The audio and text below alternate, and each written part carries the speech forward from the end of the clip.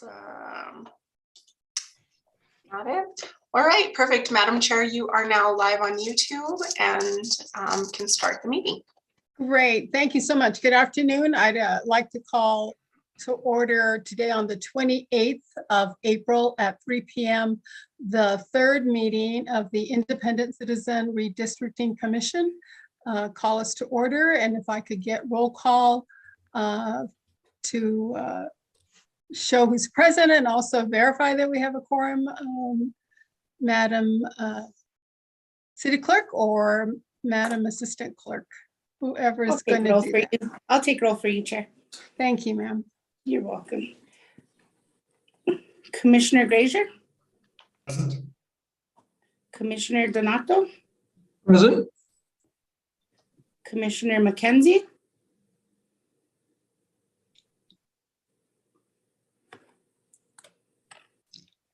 Commissioner McKenzie? Commissioner Ortiz? Here. Commissioner Reckers?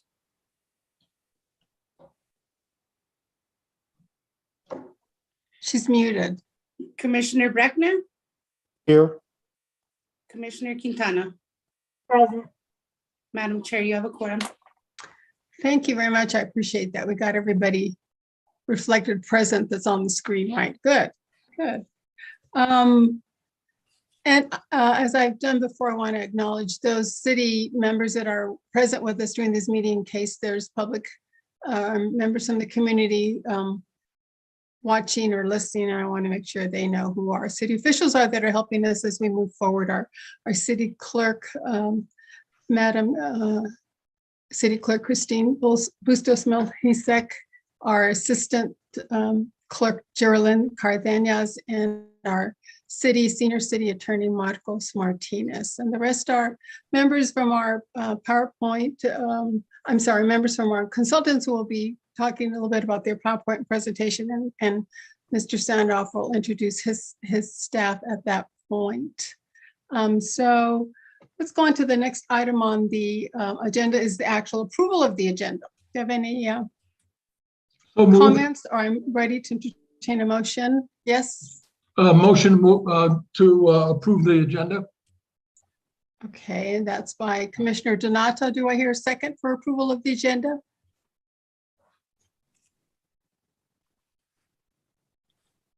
I would love a second from someone. Ms. Quintana. A second. Thank I saw you. Carmela's hand was up first. Yes, Carmela Quintana will second it. Thank you. Any discussion on the agenda as it is presented? Mr. If I may, Bretcher. thank Yes. you. I would just note that to those watching now that there is, if there are outside members of the public watching, that there is an agenda item for public discussion and comment on what is being presented today. Thank you for pointing that out. That's very helpful. I appreciate that. Any other comments or any further discussion on the agenda?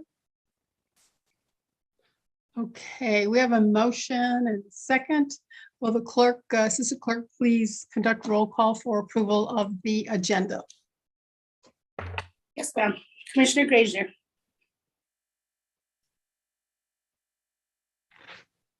Yes. Commissioner Donato? Aye. Yes. Commissioner McKenzie? Yes. Commissioner Ortiz? Yes. Commissioner Reckers?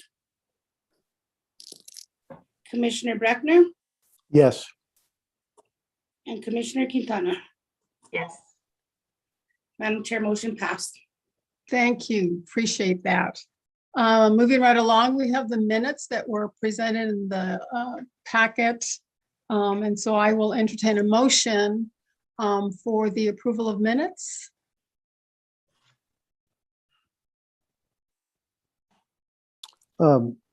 Madam Chair, Mr. Bretchner, Commissioner Bretchner. I'm not making a motion at this point. I did share with you and with staff some comments or suggestions that I have that would amend or alter the minutes or and add to the minutes. Does anyone have a recommendation how we'd like to proceed with that? Christine, are you on with us? Madam City Clerk, are you listening to this conversation? She may not be. Oh, there she is. In terms of the minutes. Okay, I apologize, Madam Chair, I was taking another phone call for a different meeting. What was the question about the minutes? So we're on the item for approval of minutes, and Mr. Bretschner has kindly prepared some additions to the minutes. He emailed them to me as well as to you. And he's asking the process that we want to follow in terms of how to add them on there. Of course, he can make a motion to amend the minutes as presented and then add all of his suggestions, which I looked at and appear quite valid. And then I also have a couple of adjustments, additions to add to that. And so we're trying to figure out the best way to proceed. It's always been my preference to have any commissioner who is voting on an item to know fully what they're voting on, and to approve the minutes. It would be useful if all commissioners saw the adjustments that Mr. Bretschner is recommending and the two that I also plan to recommend. So I'm not sure if we want to proceed with having him list them all, or if we want to perhaps and then amend the agenda as is, and the commissioners all could feel comfortable approving the minutes as they are, or if we want them stated and then have the city type them up and send them to all the commissioners so that they in turn can look at them and then perhaps vote on them at the next meeting. So I'm not sure if it's appropriate to do that, and maybe either this Madam City Clerk or our attorney can give us the best way to process. It's not a big issue, but it is an issue that's important from the standpoint that the minutes need to reflect the actions taken by the commission. And at this point, the minutes are very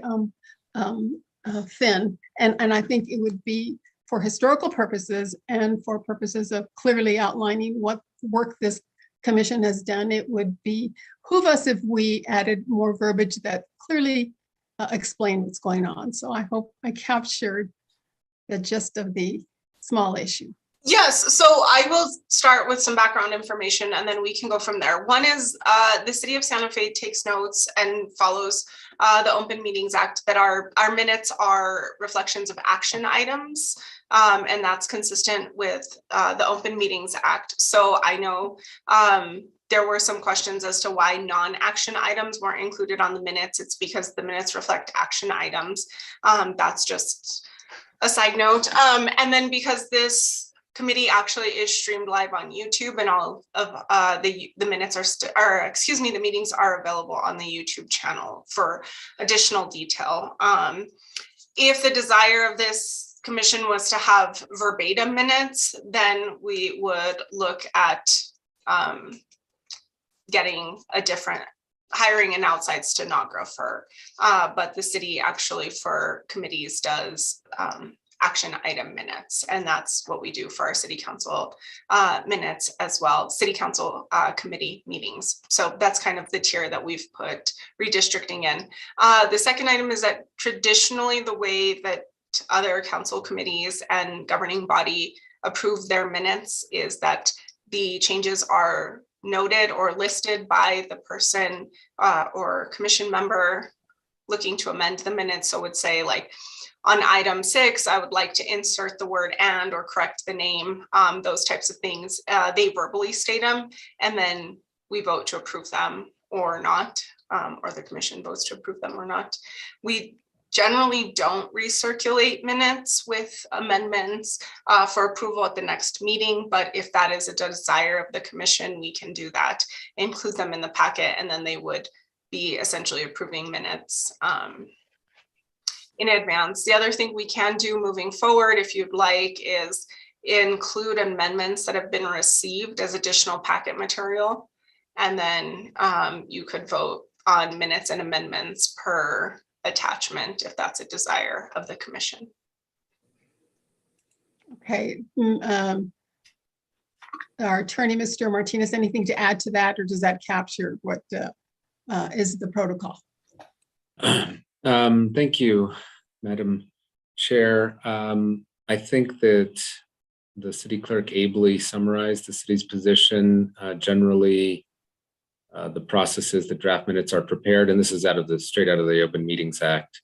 Mhm. After the meeting and shall be approved, amended, or disproved at the next meeting where a quorum is present. So generally, the preference is to review the suggested changes to the minutes at the next available meeting, which is this one, going over them and then adopting those changes so that the minutes can become official. Perfect, thank you. Okay, Mr. Bretschner. The floor is yours. I really am not trying to overcomplicate things. It's just that if only the action items from the last meeting are reflected, where the only two action items, I guess, were the approval of the agenda and the approval of the minutes, and it's a 2-hour meeting, without a little bit of summary of how we handled the rest of the agenda, it was my thought that anybody looking at the minutes would think we were crazy.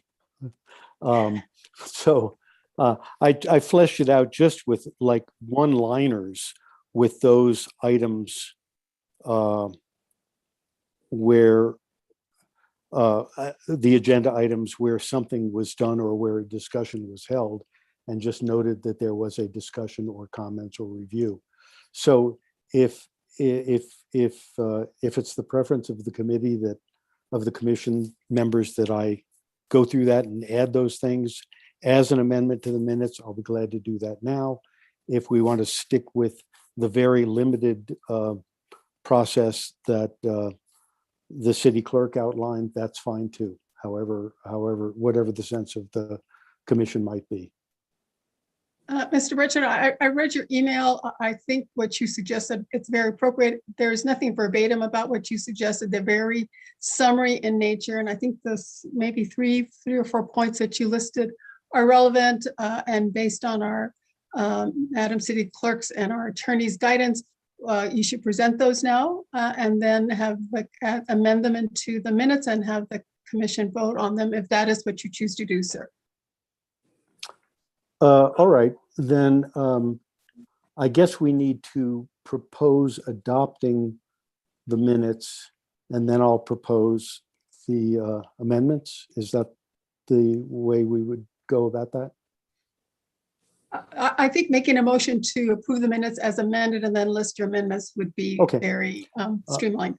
Then I will propose to adopt the minutes as I'm about to amend them. So the summary of the changes is where for agenda item 4, approval of consent agenda item. That was the item on the previous agenda. We just add the word none, and 4 would replace the 4 that's there. And then what's there is 4 becomes 5. And then we continue matters from the staff, just adding basically the name, City of Santa Fe GIS Coordinator Introduction, comma, Leonard Padilla. Number 7 becomes presentation, and a research and polling presentation of redistricting alternatives. Brian Sanderoff, President, Research and Polling, and Brittany Poss, Research and Polling. Item 8 was action items consent, and there was none. 9 is matters from the committee, and I had added the words discussion and questions from commissioners concerning the research and polling presentation. Item 10, matters from the chair. I added proposals and discussion of upcoming meetings of the commission and public presentations of redistricting proposals and proposed dates. Number 11, public comment. I added the word none. Number 12 was next meeting. Rather than saying no scheduled meeting, I said scheduled for April 28th, 3 p.m. And adjourn, number 13, would be the same as what's in the draft that we were presented with. And that's the conclusion of what I had. Thank you. Thank you. And you made a motion to approve the minutes as amended, and I need a second. I didn't asked for one. That was my failure. Mr. Donato is raising his hand for a second. Any discussion? I have a motion and a second, approve the minutes as amended. Discussion or any clarification on what Mr. Bretschner just shared? Madam Chair, if I may, you Yes, noted ma'am. that you also had amendments that you were going to introduce. Well, the only thing I wanted to be clear about was that under the chair's matters from the chair, that we dealt with scheduling of meetings and community outreach. I think what Mr. Bretschner verbalized discussed setting schedules, setting meetings up. So I think that covered it. And the other piece was community outreach. Maybe we can add the words under matters from the chair, community outreach is one of the items. But other than that, that was the only thing. I wanted to make sure that it was known that this board is talking about community outreach because that's clearly one of our major mandates. Okay, perfect. I just wanted to make sure that the motion that Mr. Breckner made didn't include your items. So if you wanted to include them, they would need to be added as a possibly friendly. I don't know, Mr. Breckner, did you want to include those additional items so that they're incorporated in your motion? If not, you would be approving amended minutes without those items. No, that is perfectly acceptable to accept the chair's suggestion. Okay, Mr. Donato, are you okay with seconding the motion with those additional amendments? Yes, I am. So. Okay, perfect. Acceptable. As long as we're clear that the motion to approve the Right. minutes as amended include both the amendments presented by Mr. Breckner and Ms. Ortiz. Correct. Okay, perfect. Thank you, Madam Clerk, for clarifying that. Any questions? Further discussion? Roll call, please, on approval of minutes as amended. Commissioner Grazier, Yes. Commissioner Donato, Yes. Commissioner McKenzie, Commissioner Ortiz, Yes. Commissioner Reckers, Commissioner Breckner, Yes, Commissioner Quintana, Yes. motion passed. Thank you very much. I appreciate that. Appreciate the roll call. And thank you, Commissioner Bretschner, for the work that you've done. I think it's important that we get our work done and also document for historical purposes the work that has been done. And I appreciate you being very succinct and some reform to present those changes. Thank you for that. thank you. Okay, item number 5, we're going to move on to matters from the staff. Madam Clerk. Anything? Yes, Madam Chair, Commission members, I would like to note 2 updates. One is that the main library downtown is available for the May 24th or the June 14th meeting. And I would just note that originally we had discussed Senior Center, which would have been the Mary Esther Gonzalez Senior Center. However, staff recommended the main library perhaps in place of that location. So I was going to offer that to this commission. And then the Southside Library is available for the June 28th meeting date. That is because of early voting. That is and other scheduling conflicts. That's the date that's available for the South Side. And then we are still pending availability from the Genoveva Chavez Center, hearing back from staff about a potential date. So if those are basically the locations presented at this time with dates, which again, I'm happy to announce one more time. The main library is available on May 24th and June 14th. We're still pending GCC availability from staff, and then the Southside Library for the 6/28 meeting. Okay, Ms. Quintana, you had your hand raised in this regard, I'm assuming? No, okay, I saw that. Okay. So any comments from commissioners, questions? So the South Side Library, June 28th is the date that's available. That was one of our dates that we picked. The Mary Esther Gonzalez, which district is that, does that sit in? I believe that sits in District 1 or 2. I can pull that up pretty Because quick. I remember one of the conversations we had last time was, let's get the public hearings in person in the two districts that are affected the most, which would be 3 and 4. Yes, so That's why we- GCC is 3. I'm sorry, District 4 and Southside Library is District 3. Right. And then Meg would have been District, I believe it's District 1 or 2.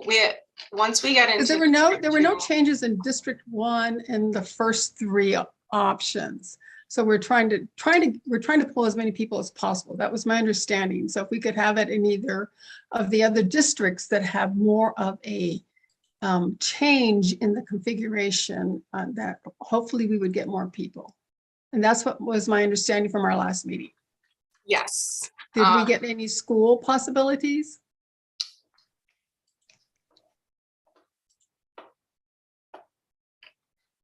Yes, if there's a school that you would like me to look into, I'm happy to coordinate with one specifically, but I did want to provide the locations within the city Okay. that we've verified availability with and Okay. dates at this time.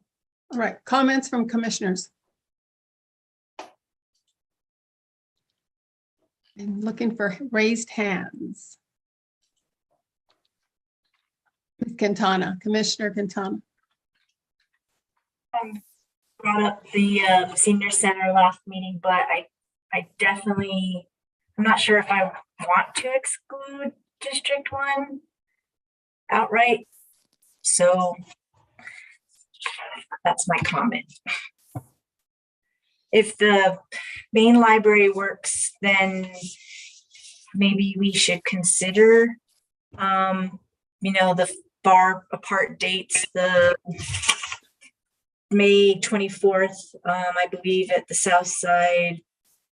I think that was right. And then maybe June 28th at the main library, or if I have them switched. And then look at somewhere in the middle for the 14th of June. Just a suggestion. I'm not sure what everyone else thinks, but Thank you. Other comments? trying to make things easier. Yes, I appreciate that. Any other comments? I think what City Clerk said, the downtown library was available the 24th of May or June 14th. And that Mary and the South Side Library was confirmed for June 28th. Correct. And we're still waiting for confirmation on the Genoviva Chavez. But we believe we'll get one of the other 2 dates. So I hear no concerns now about then holding one of the hearings at the downtown library. Is that Mr. Bretcher, Commissioner Bretcher, please?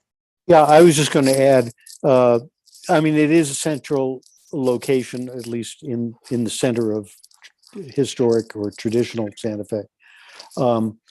And District 1 is affected substantially in one of the plans.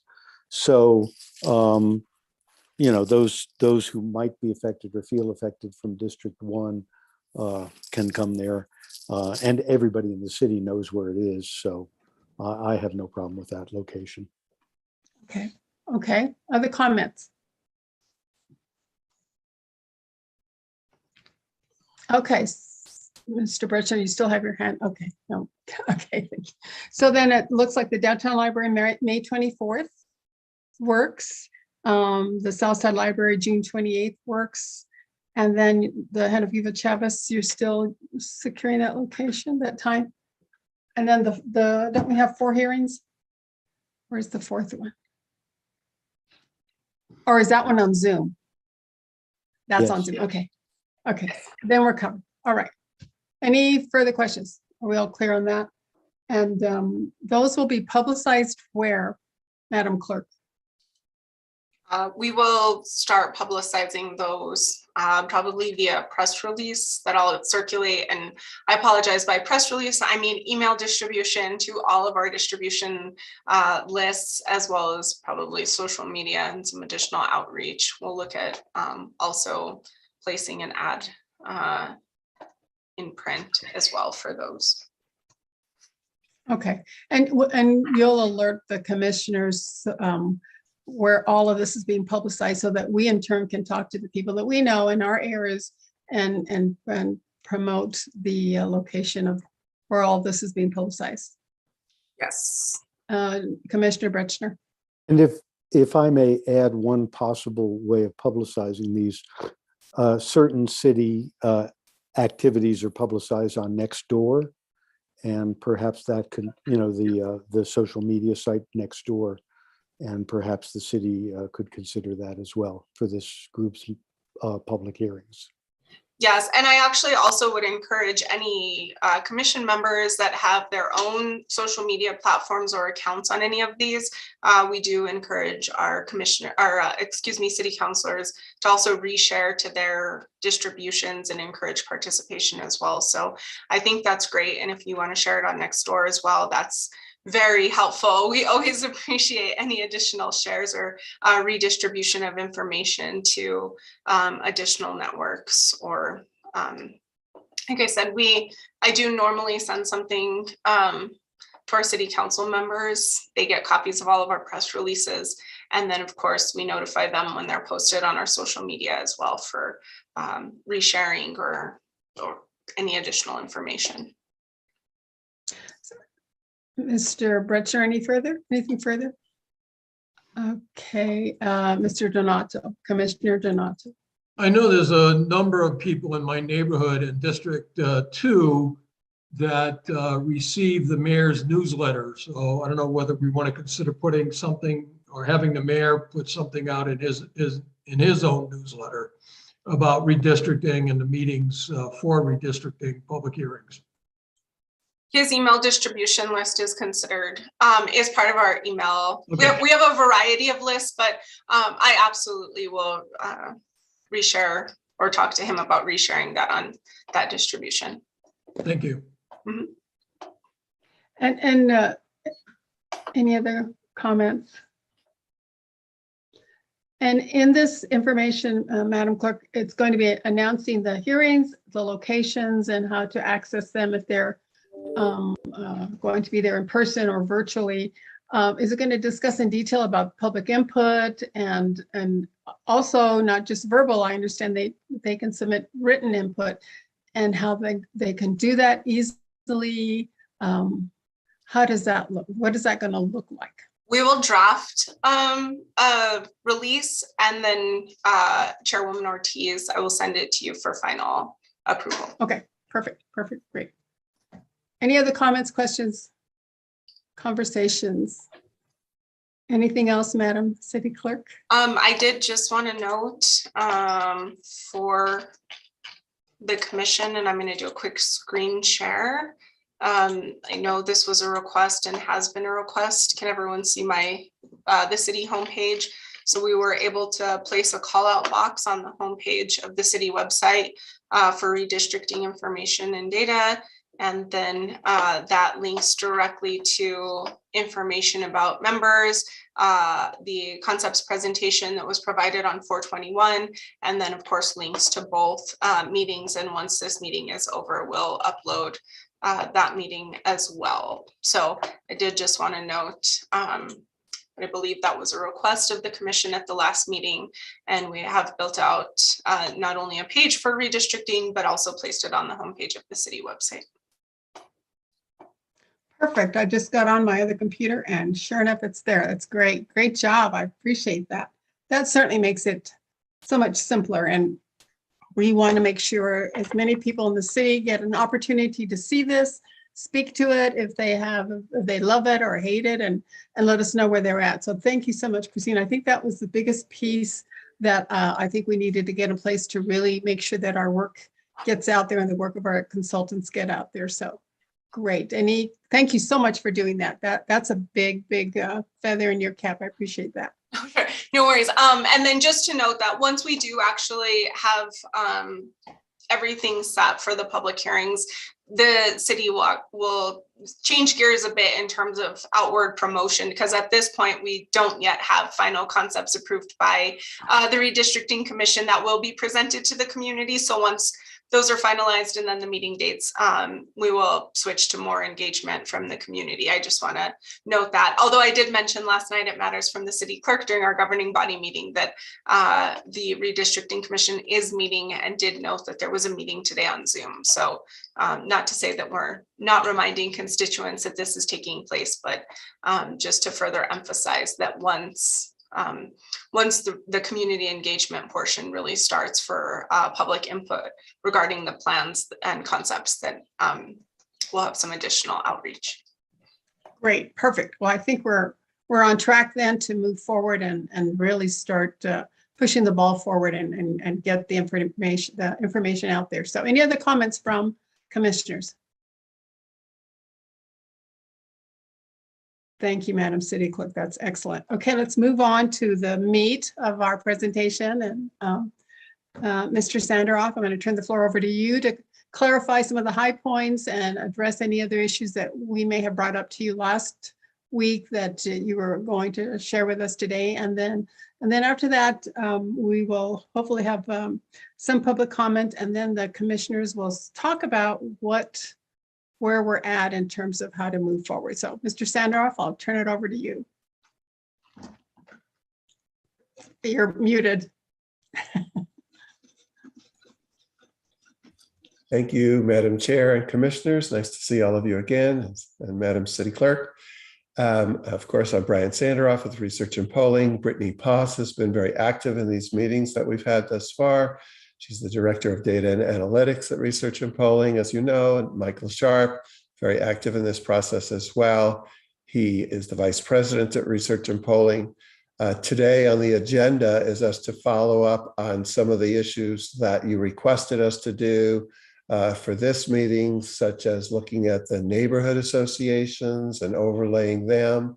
And so without further ado, I'm going to turn it over to Brittany Poss to address those issues that you asked us to review in the prior meeting. Thanks, Brian. Good afternoon, Madam Chair, members of the Commission. So last time we met, you all were interested in seeing sort of that neighborhood association overlay with all of the conceptual maps that we came up with. So if I can share my screen, I can show you, we can just sort of walk through all of the concepts and look at how neighborhood associations are impacted by each of the districts that we've drawn.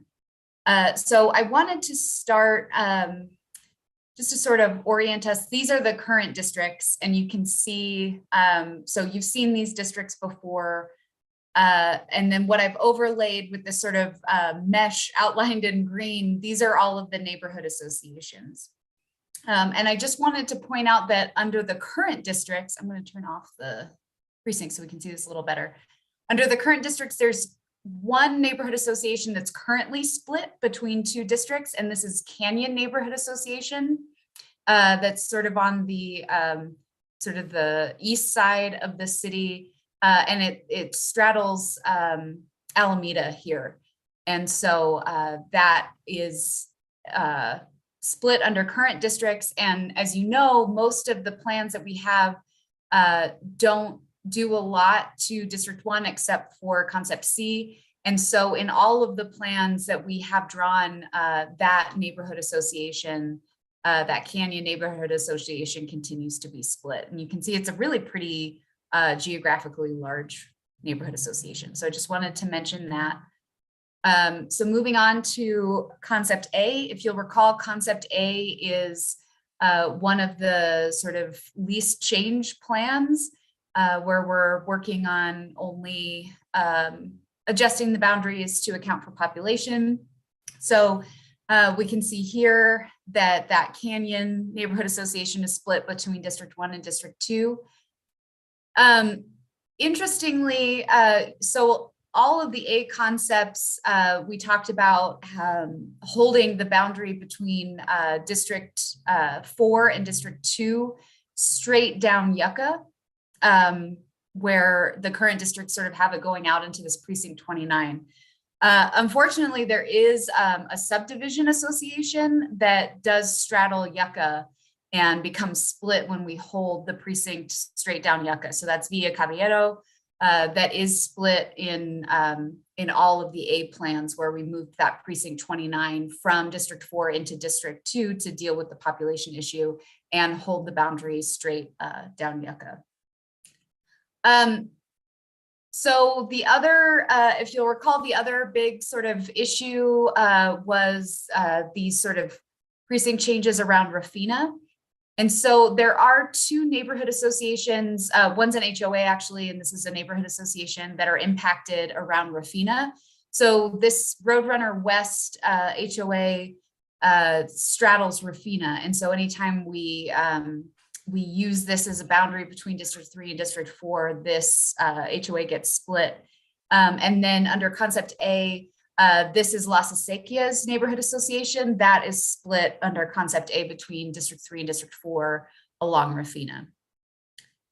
So that's what it looks like in Concept A. We can go to Concept A1. Actually, under Concept A1, that those neighborhood associations around Rafina are not split. So this, I'm going to turn the streets off so you can see this a little bit better. So that Roadrunner West is whole in District 3. You recall we held the boundary between District 3 and District 4 along that sort of alley behind those houses. And it turns out those houses are all in this Las Acequias Neighborhood Association. So that is whole in A1 in District 4. Sorry, I also wanted to just remind us that that Villa Caballero is split in, in A1 as well. So here, this precinct 29, so that's split there. A2, again, we have that Villa Caballero neighborhood or subdivision association split. And here in A2 along Rafina, the Roadrunner West HOA is split, but Las Acequias, I'm sorry, is not split. It's whole in District 4 under A2. And so moving on to Concept B, which, as you'll recall, is a little bit more of a substantial change where we kept the boundary between District 3 and District 4 along Airport Road and Rodeo Road. So that sort of takes care of the issues with Roadrunner West and Las Acequias. Also, Villa Caballero is not split in Concept B. There is one split though, over here, along Zia. So there is one neighborhood association called Candlelight that crosses Zia, and we had used Zia as a boundary between District 2 and District 3, and so that is split in Concept B. And again, as I mentioned, that Canyon Neighborhood Association is split because we didn't change the boundary of District 1 and 2 in Concept B. And then finally in Concept C, which is the one where we keep Cerrillos as a boundary between District 4 and 3 and 2 instead of Rodeo, and where District 1 sort of comes down into sort of the core of the historic neighborhoods in Santa Fe.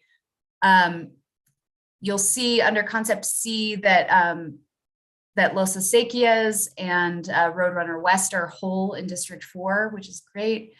Villa Caballero is again split here along Yucca. Canyon, of course, is still split. Something happens here at sort of the eastern boundary of District 4. We held that along Baca, and there happens to be a neighborhood association. It's called Baca Street, Sierra Street Neighborhood Association. And it straddles Baca, and so that is split in Concept C. And then there's one other, it's called Historic Neighborhood Association. This is hard to see because there's a whole bunch of neighborhood associations here, so I'm going to highlight it. I'm going to just highlight that. Let's see, sorry. And so that is, there's just one little chunk of that historic neighborhood association. It's actually just called Historic Neighborhood Association. That's split between District 1 and District 3. So you can see there's just a little sliver here in District 1. The majority of that neighborhood association is in District 2. So I know that was sort of quick. Just wanted to outline that really briefly. If you have any specific questions, we can talk more about that. So, and we had one other thing we wanted to talk about after we finish with the neighborhood organization. So.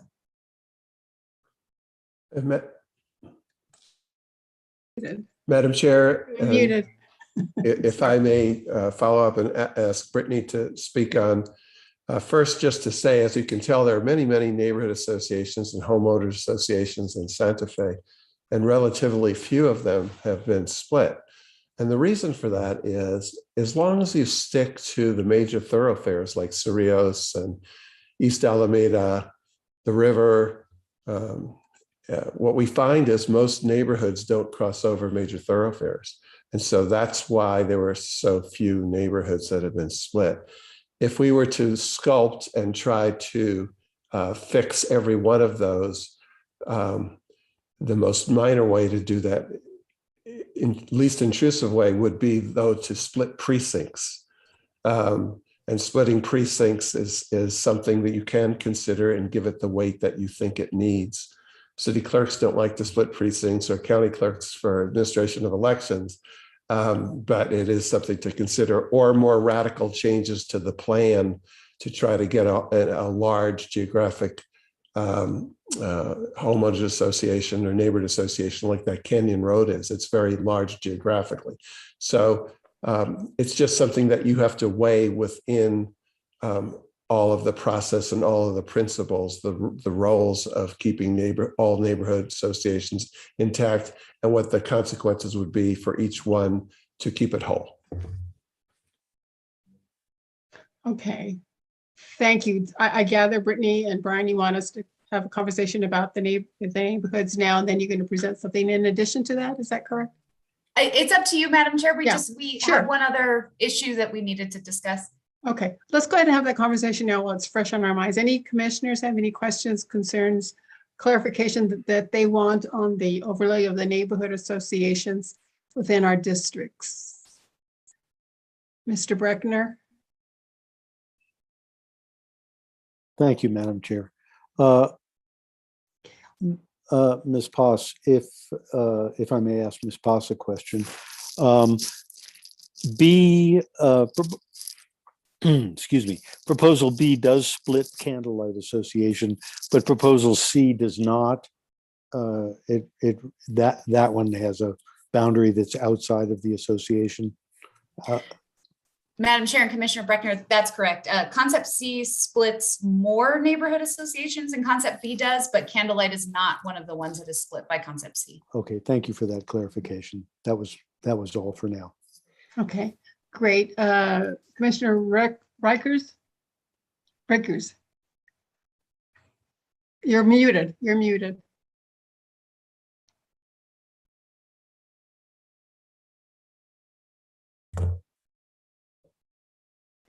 You're still muted. I wished I could unmute you. There you go. Okay, I think I'm okay now. I just had one question. Last time when you were presenting all of your alternatives, I believe the first three, A1, A, B, and C, the very first ones, the three, were presented as business as usual. And then the last two were presented as more radical change, perhaps. And I wondered if there is any middle ground in there somewhere where we can have some change, but we don't have to always do things as we've always done. Sure, Madam Chair and Commissioner Reichers, absolutely. I think, these concepts are not meant to be sort of the only options. And, if you see, some tweaks that you'd like to make to those sort of more least change plans, that's absolutely, something that we would be happy to do. One thing I do want to mention, I think sometimes those sort of least change plans get a bad rap. And we sort of internally as a team have been talking a lot about how, you know, this process happens, you know, every 10 years. And for the city of Santa Fe, it happened in 2015. And there was a similar sort of commission that did a lot of work and had a lot of public input to come up with the current plans. And, you know, so it's sort of like those least change plans are sort of building on the great work that has come before. And, you know, it's not sort of like a status quo, you know. So I wanted to mention that because that's sort of a discussion we've been having with our team internally. And I think it's always a good sort of thing to think about. But yes, you know, these are definitely not the only options in the universe. And, you know, we're happy to sort of look at, you know, changes that you like from maybe B or C that we could see how we could incorporate those into one of the A concepts you like. Absolutely. Or something. Commissioner Wickers? Thank you. Thank you. Yeah. Okay, anyone else that has a clarifying question? If not, we can move on. Anyone else? Okay, Madam Chair. yes, sir. And other commissioners, just to build on Brittany. Yes, business as usual, we would recharacterize that as building on the past. And then in terms of the other plans that we have of being more radical,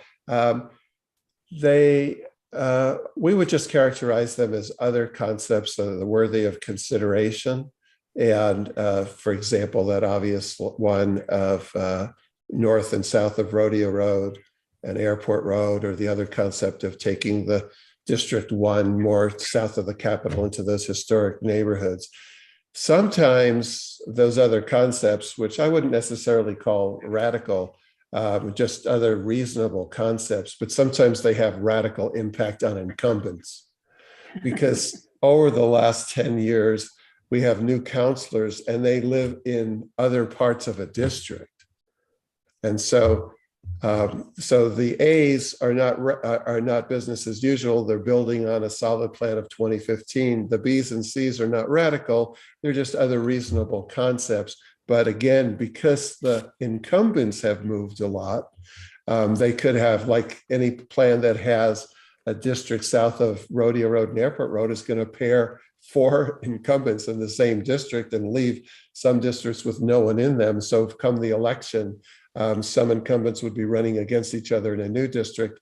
Other brand new city councilors would be running in vacant districts. And so that would be a different way of just recharacterizing things. And then within the ordinance, you have the ability to give the weight that you think is necessary to minimizing voter confusion on the incumbency issue, and the weight to consider core type plans or plans that vary. And so I just wanted to sort of tweak the comments that Commissioner Riekers made. Thank you, Mr. Sanderoff, and thank you, Commissioner Riekers. Anything further, Commissioner Riekers? Not right now, please. Okay, all right. I'll think about it some more. Sure, and thank you, Mr. Sanderoff, for clarifying that for us and giving us a different perspective. Appreciate that. Commissioner McKenzie. Yes, good afternoon, everyone. I was wondering, looking at the overlay with the HOAs, what is the impact on the associations when it comes to redistricting? Maybe I'm confused on just a lack of knowledge. Like, you know, just to try to determine how much weight I guess we should put on that portion of the redistricting plan. Sure, Madam Chair and Commissioner McKenzie, I think, you know, there's really kind of 2 schools of thought about this, I would say. So, you know, we can think of neighborhood associations and HOAs as communities of interest, right? And we talked about communities of interest as one of the principles of redistricting. And that's sort of a way to identify sort of neighborhoods that have gotten together and have the sort of social capital to have meetings and know each other and things like that. And so, you know, the principle of communities of interest says we should try to keep communities of interest together where we can and where it makes sense. so that those folks that sort of know each other and have ties together can then elect, work to be represented and elect a person together. There's also sort of a school of thought that says there might be a little bit of power in dividing, organizations like that, where they might have then two counselors to represent their neighborhood association, right? And so they have sort of two representatives they can go to. So, it's really up to the commission, as you said, how much weight to sort of put on that. But, we sort of are interested in neighborhood associations just sort of as a community of interest and as that sort of principle. Brian, I don't know if you had anything to add to that. No, you said it very well. I would have said the identical thing. It's a factor that is part of communities of interest. Your ordinance ranked importance of equal population, not diluting minority voting strength, and third on the pecking order was communities of interest. Then within communities of interest, the public decides what's most important to them as it relates to communities. Neighborhoods is one factor. Keeping the districts compact, keeping the boundaries straight would be another factor. So what's more important to you?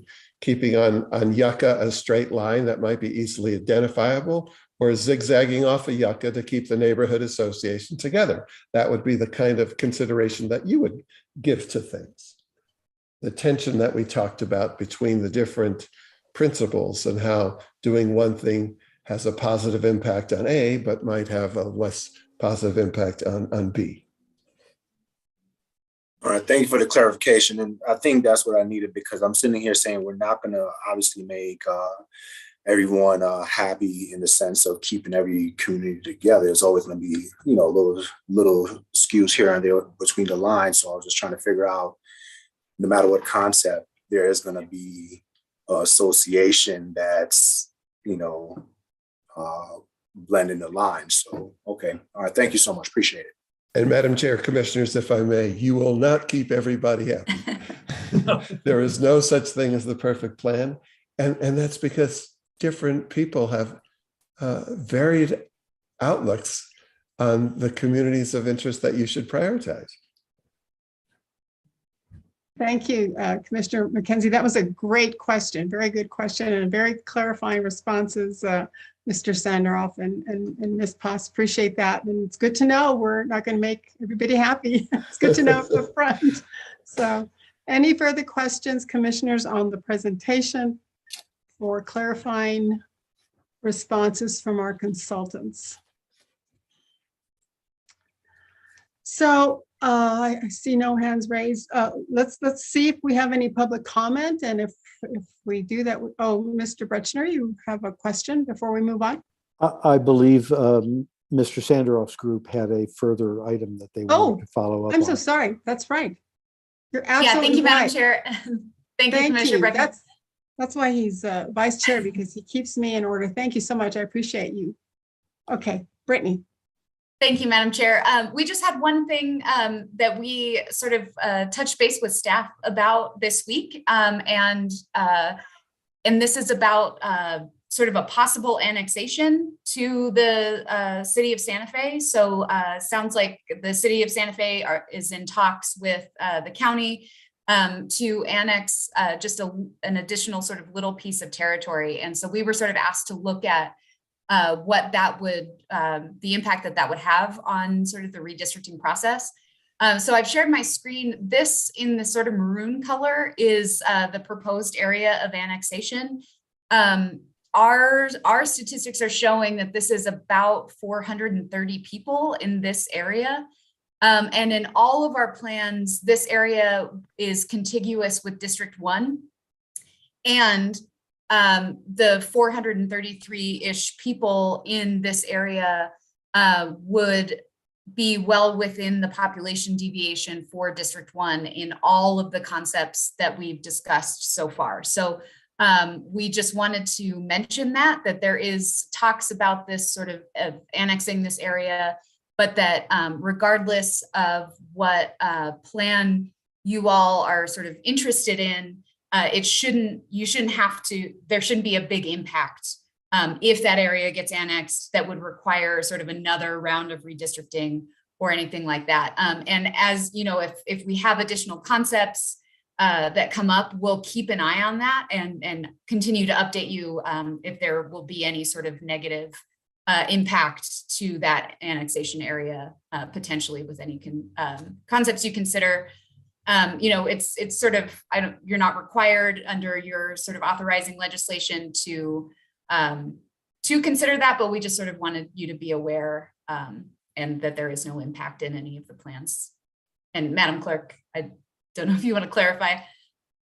Madam Chair, if I could, I did just want to note that Assistant Attorney Martinez, we mostly just wanted to be proactive in that and note that if there was going to be any drastic changes, if we could avoid redistricting again in 2 years, or really just asked research and polling to look at the impact on what we were looking at and whether, because of the number of residents, it's so minimal that, you know, it really is something that we're kind of keeping on the radar proactively. But as Ms. Poss mentioned, wanted to also explain that information has come.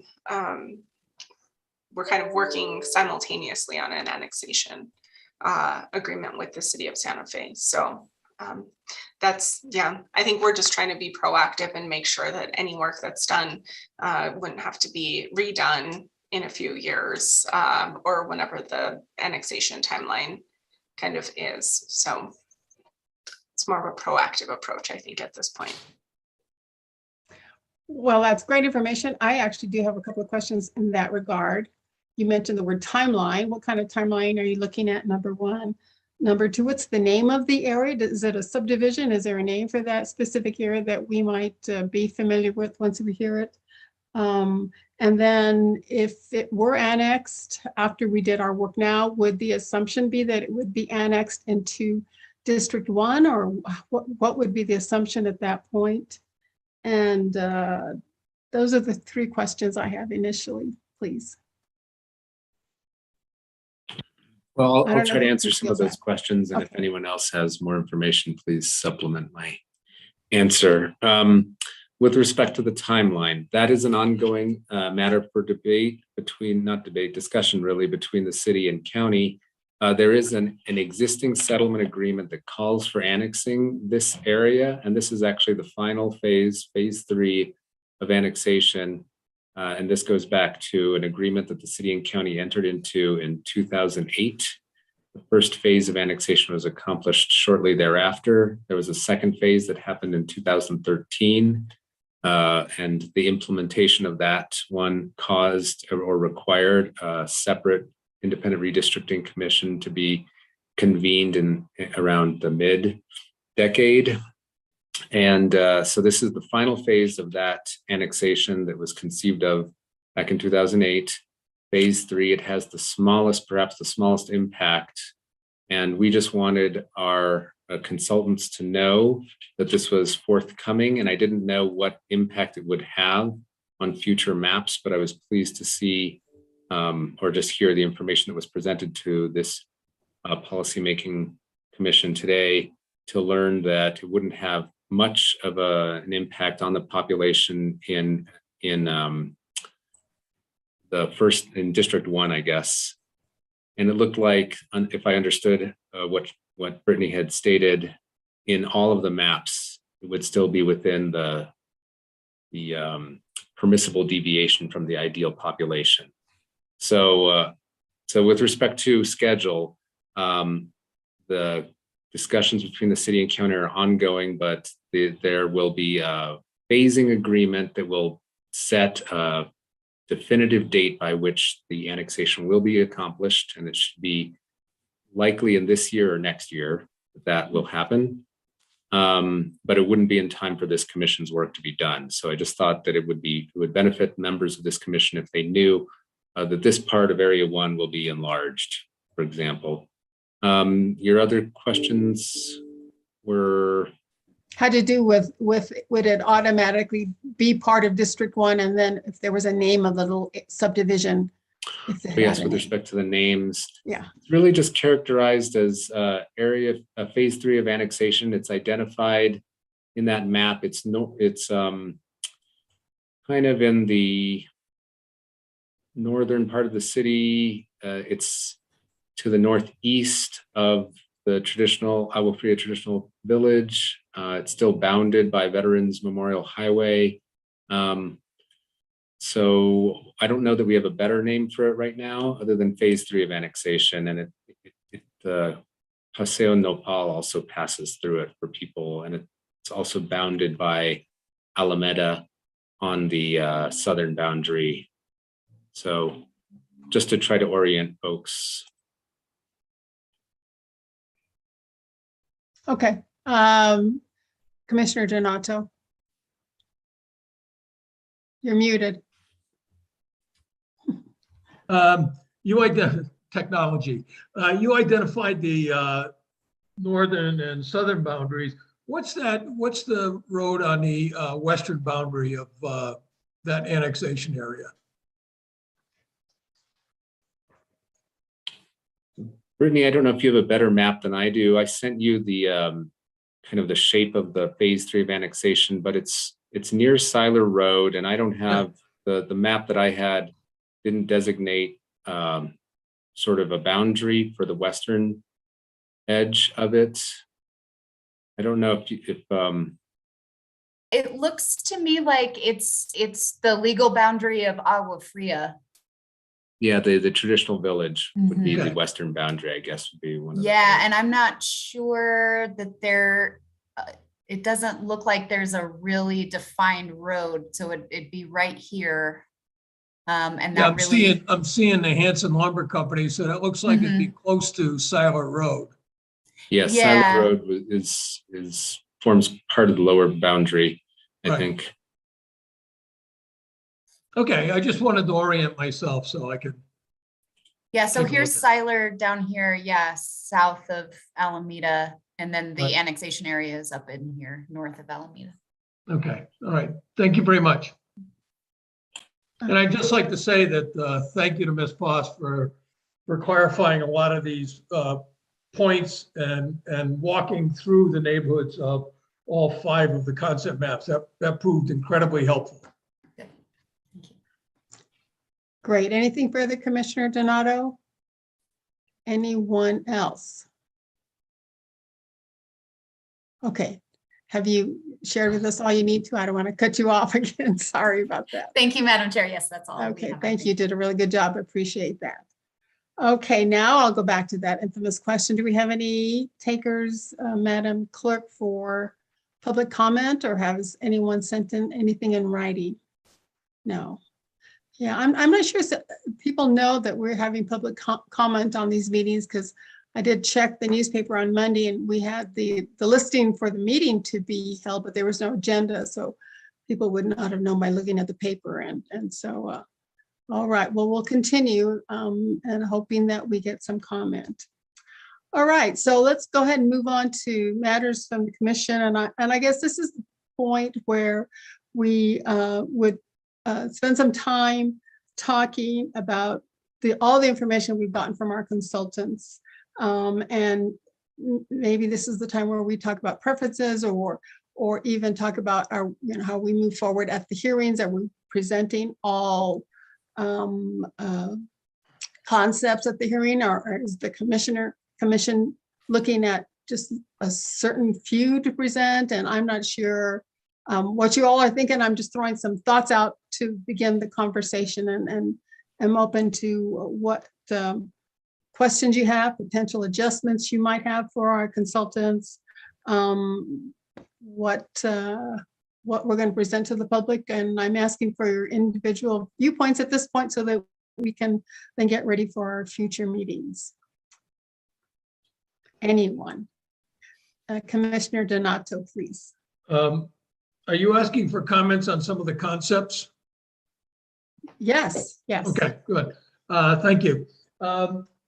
I have a couple of questions. Concept B and concept C really excite me. I'm sorry, say those again. Concept B and C. Okay, really excite me. And I'm always one, as a political scientist, I'm always one to shake the system up a little bit.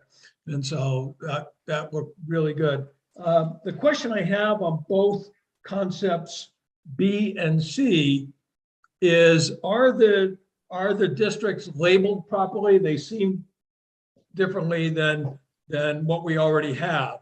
So is the upper portion of airport, is that going to be labeled District 4 and the lower portion District 3? Is that what we're setting up? Because I know it completely reorients 3 and 4.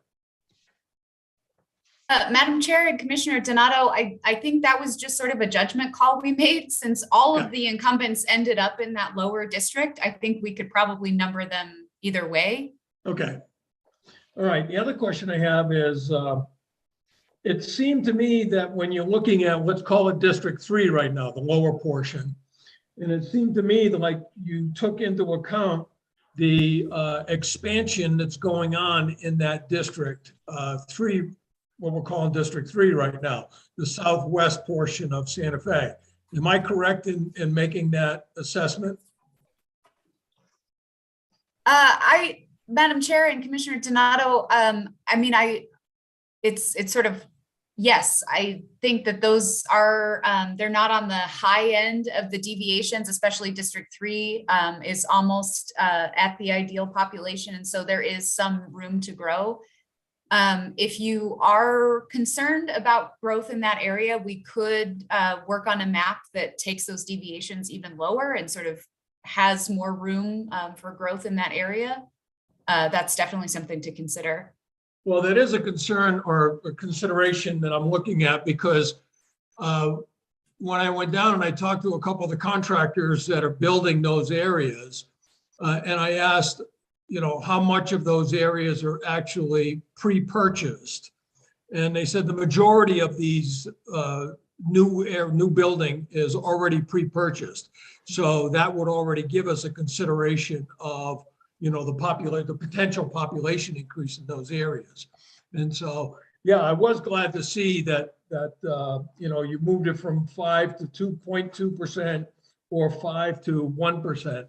So -1%. So I'm glad to see that we're on the lower end of those percentage numbers. So that's great.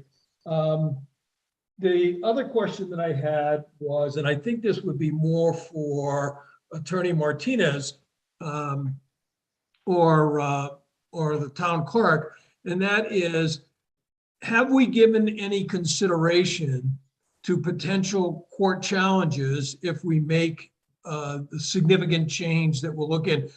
And you're right, Brian, I wouldn't call it radical change, but a significant reorientation of 3 and 4. Are we leaving ourselves open to potential court challenges on those? Mr. Martinez, do you have any comments in that regard, or maybe Mr. Sanderoff as well? You know, I'll only offer very general comments right now. I think that what is in the charter and the highest level principles that Mr. Sanderoff sort of reinforces to this commission are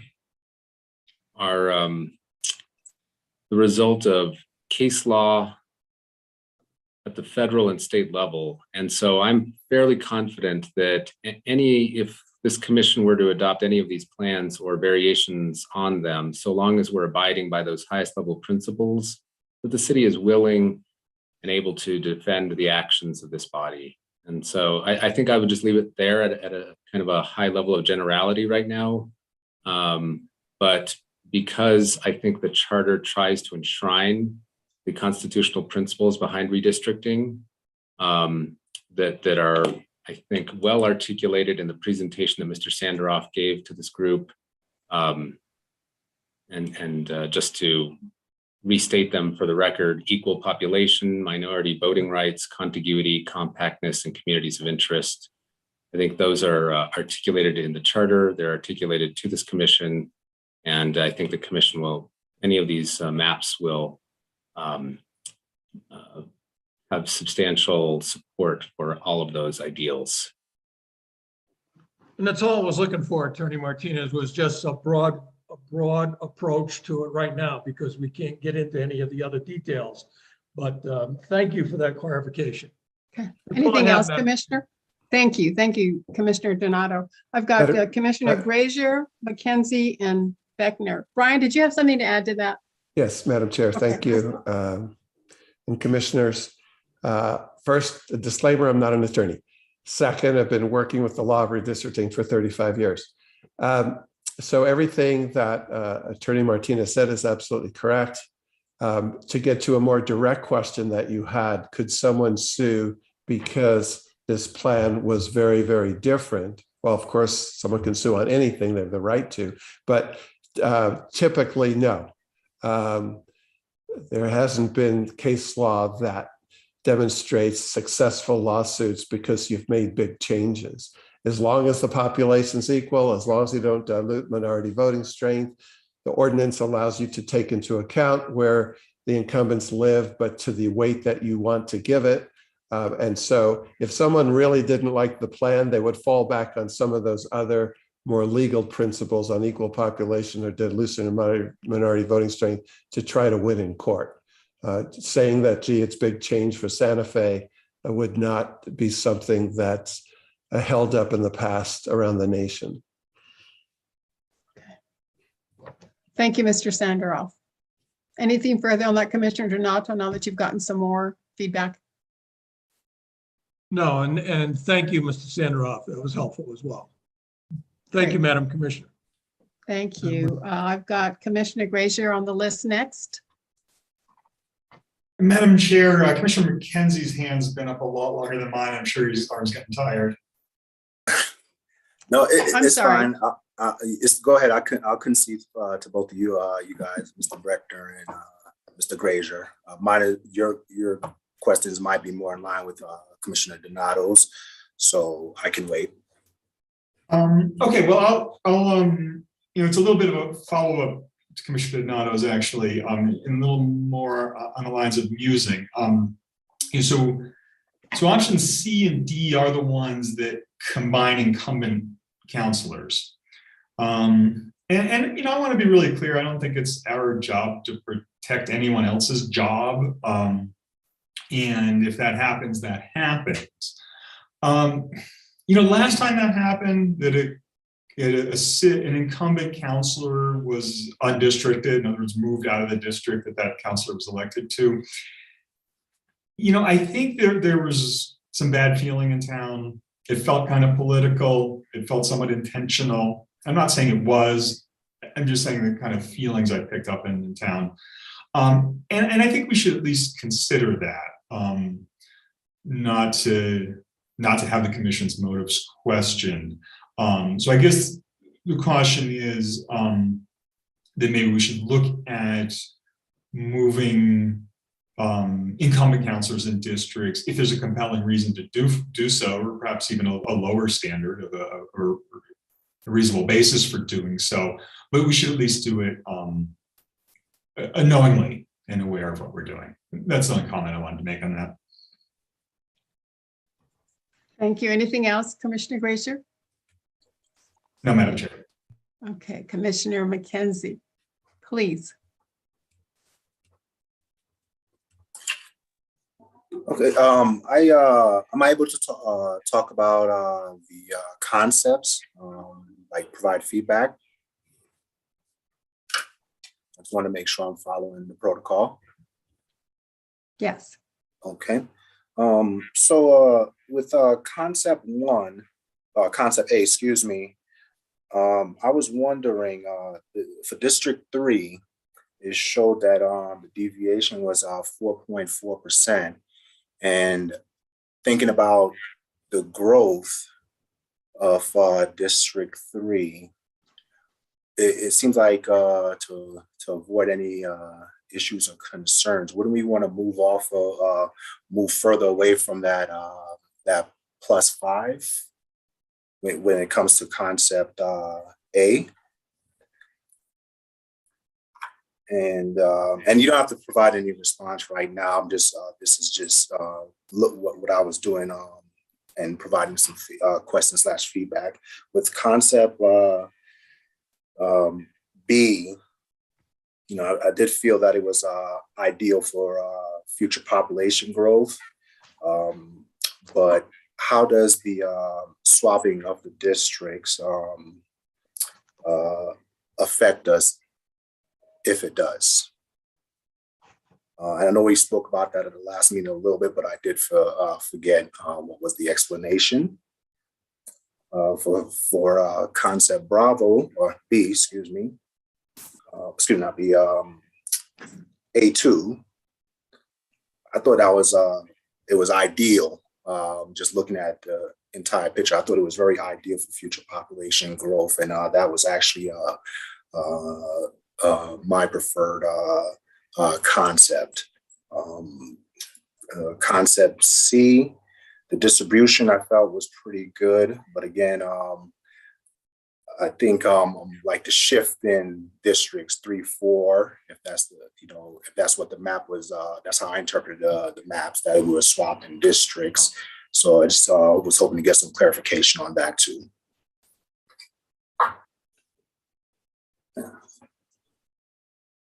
And that is it. So would anyone like to field some of his comments? Either Mr. Sanderoff or Ms. Paz? Madam Chair and Commissioner McKenzie, I can just say that I hope I understand your question correctly, so I'm going to restate it just to make sure that I do. When we sort of moved the orientation of District 3 and District 1, what was sort of the thought process behind that? 3 and 4. Let me get to the map myself. So looking at it, we I think Commissioner Donato was talking about it also. Initially, you had, let's say, 3 and 4 were right next to each other, but then in concept C, they went like this almost, where 3 was down and it was running, let's say, north to south, if you will, and it just seemed like there'll be, if you look at the precincts, or not the precincts, but the counselors' location, the red stars, they were all would be shifted into District 4. And I just wanted to find out, again, how that affect us and when would that take effect, if any? Sure, absolutely. Okay, yeah. So in terms of the incumbent pairings, as you know, they're staggered terms. And so essentially the 2 incumbents that are running in 2023, they would essentially have to run against each other if they chose to. They would be running against each other in that new District 3 in 2023. But the 2 counselors whose districts aren't up until 2025, they would continue to represent that sort of vertical orientation, those 2 districts, and until 2025, where they then would run against each other in that new District 3.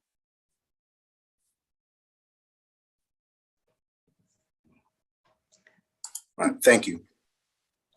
Okay, Brian, did you have anything to add? No, ma'am. Okay. Commissioner McKenzie, anything else? No, ma'am. Okay. I have Commissioner Bretschner next, and then Quintana after him. Thank you, Madam Chair. I had several comments, both on the maps, charts, and on what's been said. I think I found it interesting to look back at the history to a degree of where we are, where we've come from. I believe there was around the year 2000, I saw the 4 districts of the city, and they were somewhat like B and C in that they weren't aligned vertically, they were aligned more horizontally, districts 3 and 4. Is my observation correct, if I may ask the consultants who may know about that?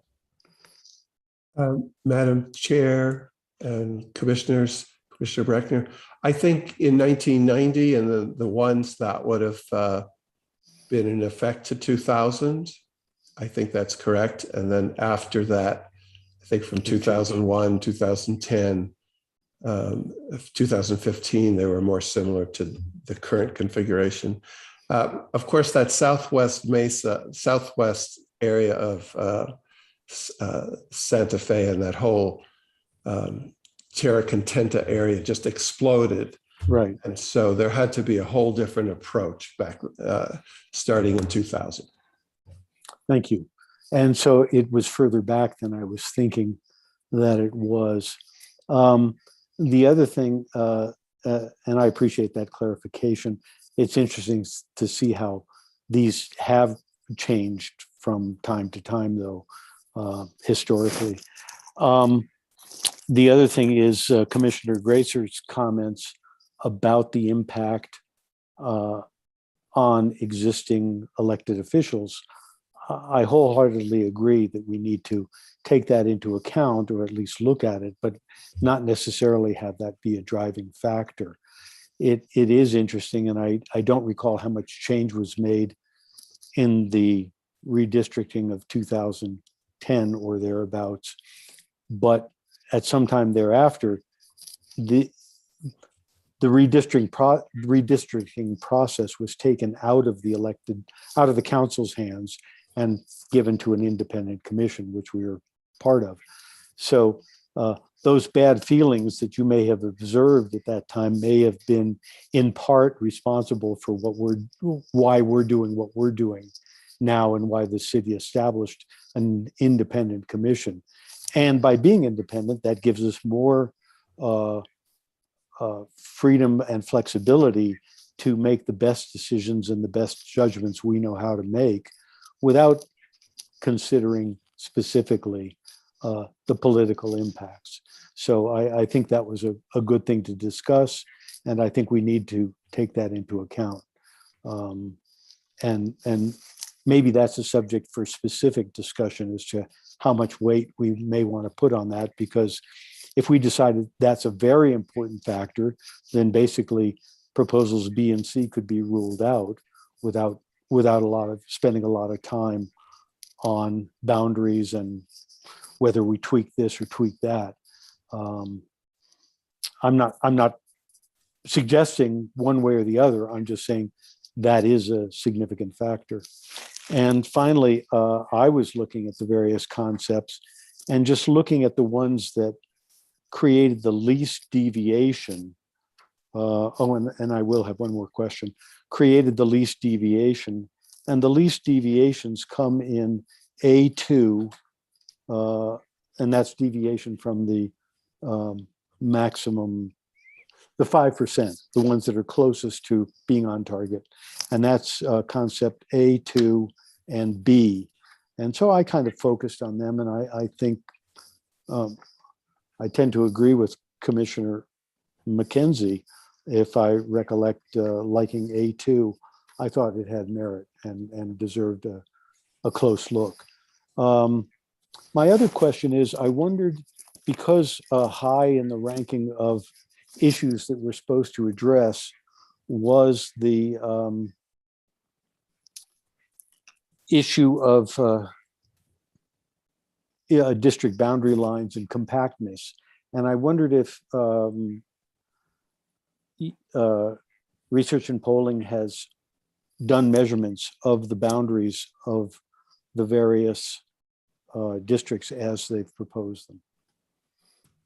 Madam Chair, Commissioner Breckner, we can run compactness score measures. The issue that we have when we're sort of looking at compactness within municipal boundaries is that we can't sort of separate the compactness issues that are resulting from the districts that were drawn from the compactness issues that result from how the municipal boundaries just exist. So, you know, there is some utility in comparing compactness scores to each other, like across concepts. But the objective compactness scores themselves don't have a ton of meaning because there's a lot of non-compactness just happening within the municipal boundaries themselves. But we're very happy to put those scores together for you, just with that caveat. I don't mean to create extra work for you, but it might be worthy knowing. And I believe it's District 3 has that boundary on either side of the strip of 559. And that, creates an anomaly in itself in terms of boundaries. So you might have to, present it to us with some judgment about things like that, where you've got a boundary and a district with no population in it that creates a substantial increase in what would be a measurement of a district boundary. So I realize there's a lot of quirks, perhaps is the way to phrase it, in coming up with these numbers. Sure, absolutely. But we're happy to present those with that caveat, definitely. Thank you. Commissioner Bregner? I have no further questions. Yes, ma'am. Yes, ma'am. Yes, Madam Chair. On Madam that Chair. point, and I'll let you speak next, Brian, but on that point, I want to understand myself, because Brittany, you said there's not a ton of meaning in compactness. Could you explain to me what this effort that you would do, what would result in that, and how would that be helpful to us as commissioners? And then, and Brian, maybe you were going to address that or not, but whichever order. Sure, Brian, is it okay if I go ahead and Absolutely. talk generally about compactness? Okay, so, we talked about compactness sort of generally is it sort of sprawling? Does it look like a pencil? But there are actual mathematical formulas for coming up with a compactness score. And generally that score runs from 0 to 1, with 0 being the least compact and 1 being the most compact. There's different ways to do it, but generally, the scores are based on how comparing a district to a circle. So whether it's a circle that the district can fit in and comparing the area of the district to the area of that circle, or a district whose perimeter is the same length as the perimeter of the district, and then comparing the two areas, there's sort of some mathematical pieces to that, but essentially it's all about, how close does this district look to a circle? From 0 to 1. And, because if you don't mind, I'd like to just show the municipal boundaries just really quickly so that you can sort of see, even if these internally were just really straight lines looking like perfect circles, we have these sort of compactness issues on, just in the city limits. So we've got, this weirdness, this whole hole here, right? And these little jut out. So that's the concern, that the compactness score would be driven at least in part by the edges of the district that you all don't have any control over. And so that's why, the compactness measures are a little bit weird when there's weird municipal boundaries. So But- Brittany, go ahead. I'm sorry, go ahead, Madam Chair. So those districts like 1 and 2 that are either kind of a circle or kind of a square are more compact than, like, let's say in option B and C, there are those ribbons down in the southern portion. Those are ribbons. So those are not as compact. That would be B and C as 1 and 2 districts currently, right? Correct. Yep. Okay, great. That helps you. Thank you so much. And thank you, Commissioner Bregner, for asking that question. So Brian, you had something to add. Yes, on a related issue, on speaking about compactness, and a few of commissioners like Commissioner Breckner and Commissioner McKenzie and others have mentioned this issue. For example, take District 3 on those plans that have a configuration like this, where you have a north and south of Airport Road and Rodeo Road, and some people have expressed concern that, well, gee, that area in southern Santa Fe is going to have explosive growth in the future.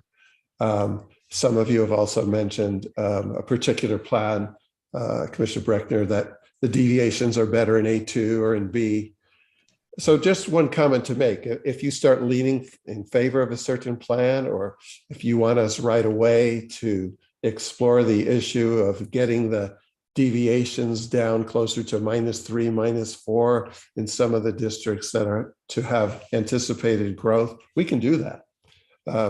What we did in our plans is we erred on the side of always staying legal, always staying within the ±5%, but then we erred on the side of compactness, trying to keep to the major thoroughfare. So if all of a sudden we want to make District 3 less population, closer to -4% in deviation to anticipate future growth, we can do that, but it'll probably sacrifice a straight line on Rodeo Road. All of a sudden you'll see dips in the road or something. So when we were drawing the plans, we took into account all 5 principles, recognizing that some had higher priority than others. But on any plan, if it starts concerning you about lowering or raising the deviation, we can do those things, knowing that there'll be slight impact on neighborhoods or slight impact on major thoroughfares. Thank you, Brian. Appreciate that additional information. It's all helping us see, get towards the end result here by clarifying all of these different issues. Anything else, Commissioner Breckner? No, ma'am. Thank you. Okay. Commissioner Quintana. Thank you for being patient. Sure, no problem. Can everyone hear me? Sometimes everyone says Yes. they can hear me. First, I want to start off by just reminding everyone that I've never done this. I've never done this before. Okay. So my first question that I had, and maybe Commissioner Breckner might have just answered it, but I was wondering, when was the last time that 1 and 2 was significantly changed? That's my first question. And I also wanted to, I'm looking at the data that you sent us, right? And so I'm looking at concept C versus current. And just current, something that's concerning to me is the percentages for, Hispanics, whites. Some of the other ones didn't really change much. That is concerning to me.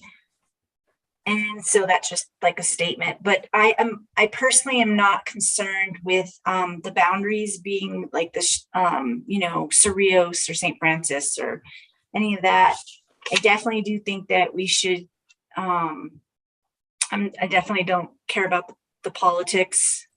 Okay, so, but I am just looking at numbers, and I do share a little bit of what Commissioner McKenzie, the different things that he brought up. So that's really where I'm at. I'm just trying to make heads or tails of the numbers, the 5 factors, trying to make 50 million notes on different things that I can't really see because my eyesight's starting to be pretty bad, and trying to put them all together. So that's kind of where I'm at right now. Madam Chair, before you go, Mr. Brittany, Sandro. and Commissioner, what was your concern with concept C regarding the Hispanics?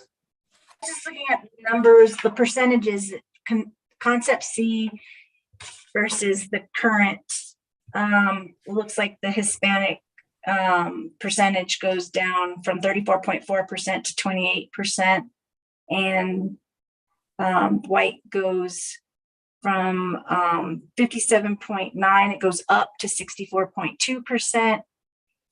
Some of the other stuff doesn't really change, but it's concerning. I'm just looking at data. I'm just looking at the numbers. That's kind of how I'm trying to figure this all out too, and put it all together.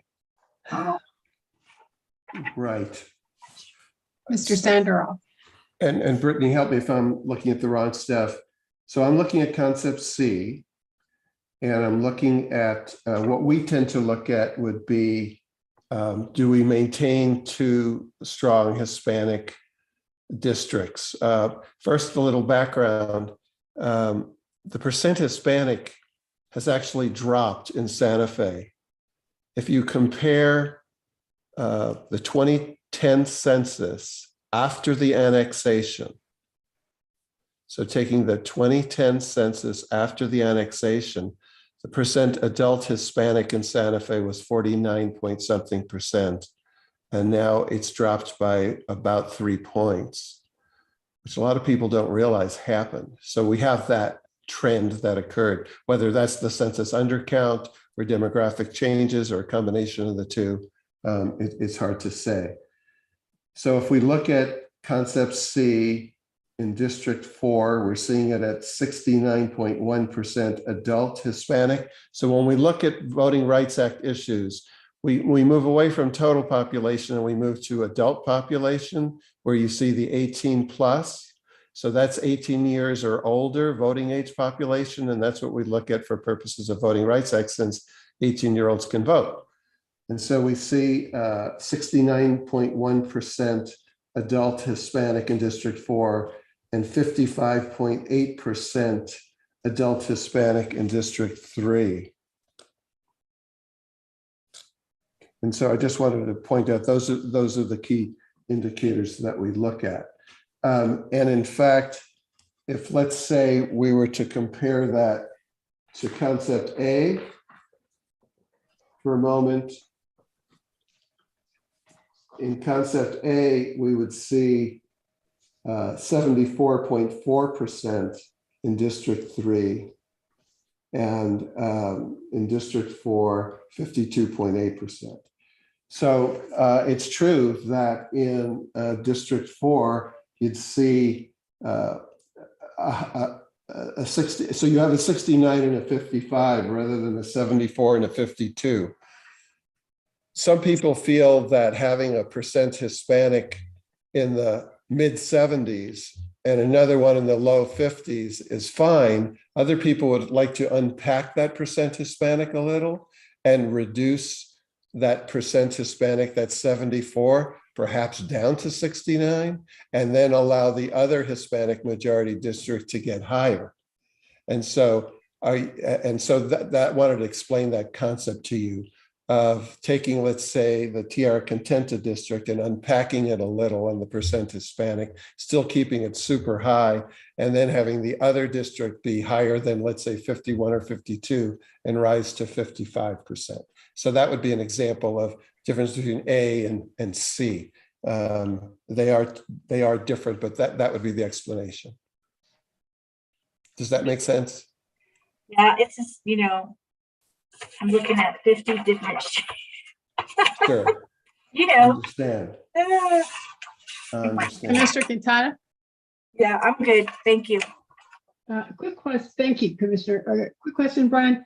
Tierra Contenta is in District 4? Current? In which concept? In the current district, current city. In the current one, it's in 3. It's in 3, okay. All right. So 3 always has the highest percent Hispanic and 4 always has the second highest under a configuration where 3 and 4 are adjacent to each other as compared to on top of each other. Okay. Commissioners, further comments, what you like, what you don't like, Commissioner Donato? Yeah, I have one very quick question for Ms. Paz, and that is looking at concept C and just the map, because the demographics, the ethnic demographics, the racial demographics are one thing, but when I'm looking at concept C and I look how much District 4 is punching up into District 1, was there an economic demographic implication there? Madam Chair and Commissioner, I think that that was less about a demographic goal and more about a community of interest goal, which was keeping that southern boundary as Cerrillos. Okay. Because there is a big difference in the economic demographic between District 1 and District 4. Sure. If we look at those numbers, and I didn't know whether you had considered looking at when you punch up 4 into 1, what would be the economic implication of both District 4 and District 1 with that little punch up area? If that makes any sense to you. Yeah, absolutely. I hear what you're saying. I think that, yeah, that was really just sort of a conceptual exercise in what happens if we hold that southern boundary at Cerrillos. Okay. Right. I mean, I think that what we do see is if you compare the demographics from concept B to concept C, what ends up happening is that District 4 is getting a little less Hispanic and a little more white. And so I think, as we do punch up, as you said, into District 1, we are taking in sort of a different flavor in that area. As you Well, it's a noted. different flavor, racial, ethnically. Right. I understand that, but I'm also looking at, the economics of it as well. Yeah. And didn't know whether you had brought that in. I understand the geographics of looking at it from the Surreal's perspective. But I didn't know whether you had looked at the economic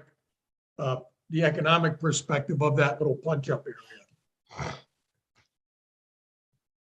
Are you capable of doing that to see if there's an economic impact?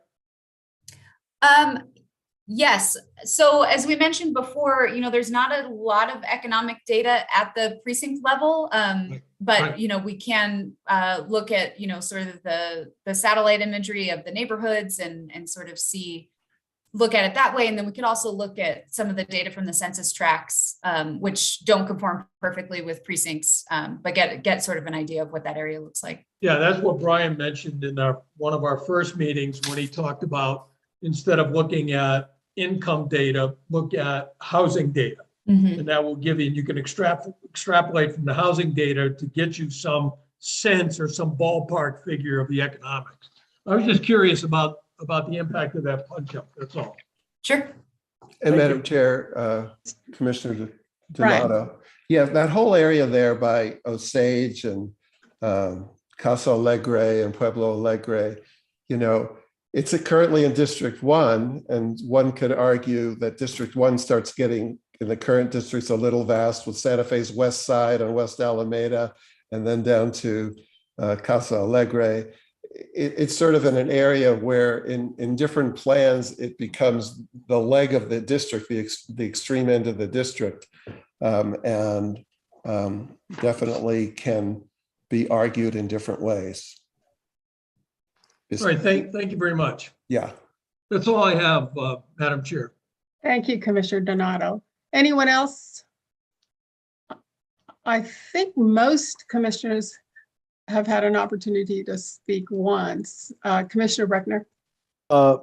Let's see. Yes, I'm unmuted.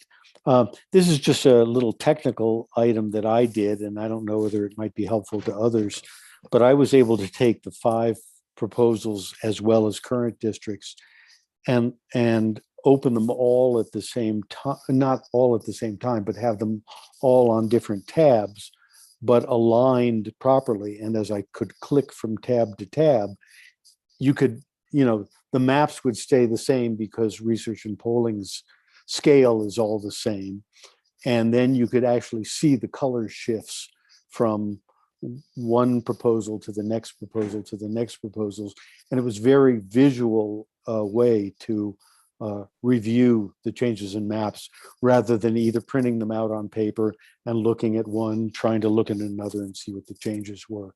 So as a technical matter, I found having tabs on the computer screen with the maps all like topped out at the top of the districts down to the bottom, as same scale, was a really easy way to see the shifts from district from proposal to proposal. Thank you. Thank you, Commissioner Breckner. And for those of us that are old school and are very visual, and maybe we should, those of you that want them, I had the city print large maps for me so that I could read the writing. And I'm sure a city clerk would be happy, Madam City Clerk would be happy to get these to you if you all want them.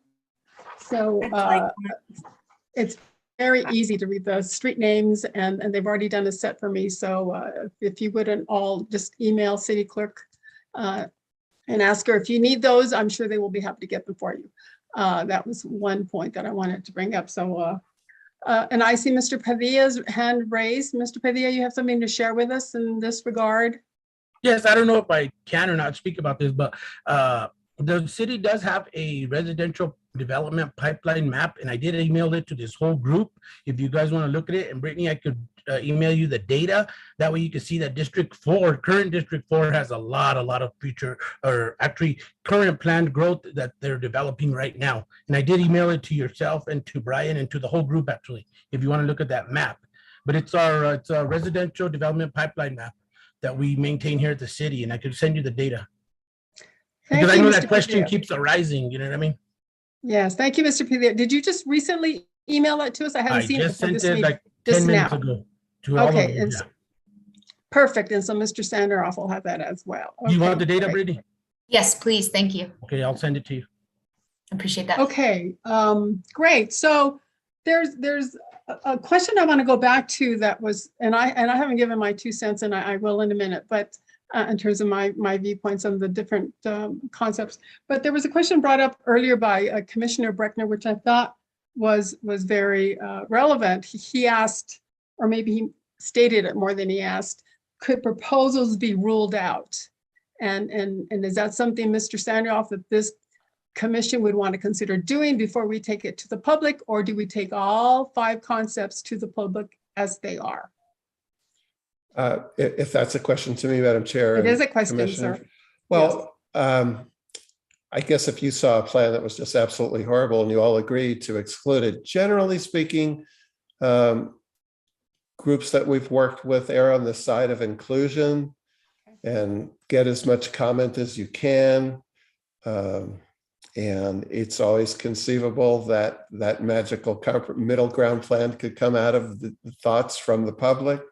And so usually people err on the side of letting the public see everything and then getting their comments. In committees that make recommendations to a city council, sometimes they narrow them. But in this case, you are the decision maker. And so you might want to err on the side of inclusion for now.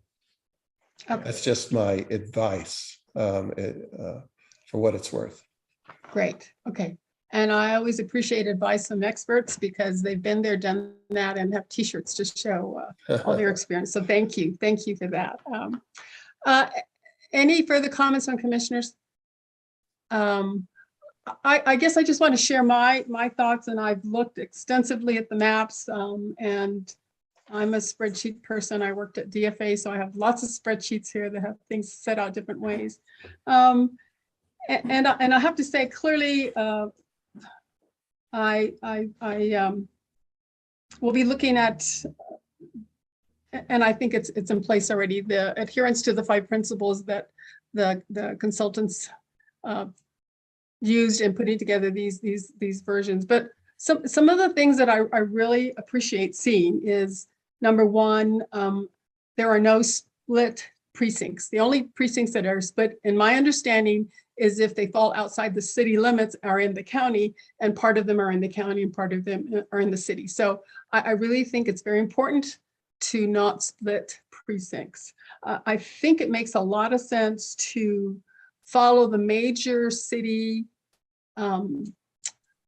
boundaries, the main cities, main streets, Cerrillos, Alameda, that St. Francis, that have been followed in the past. And I say that because I'm an advocate of not confusing our voters and of maintaining and assuring that we minimize or even eliminate any voter confusion in this process.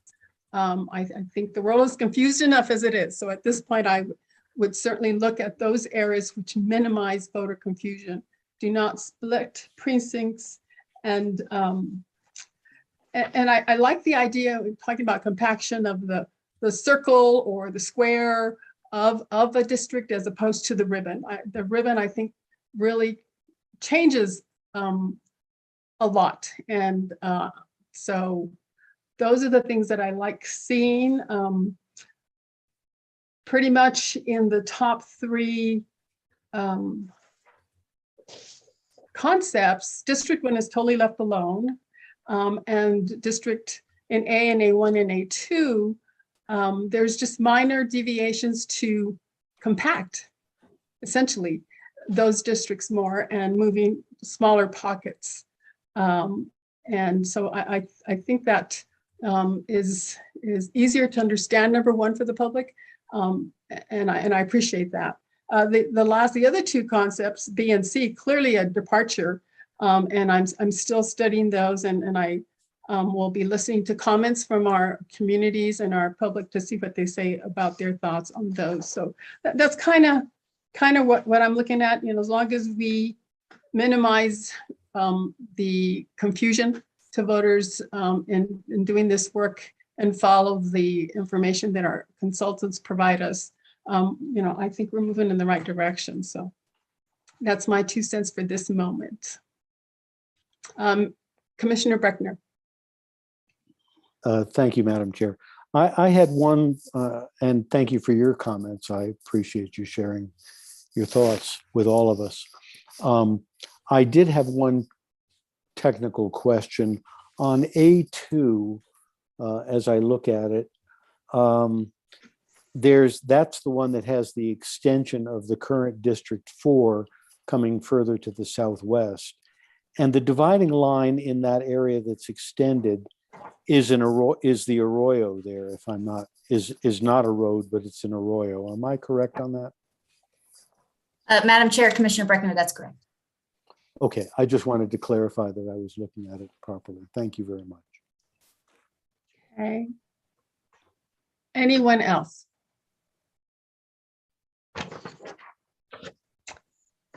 Okay. I don't know if our city clerk is still with us.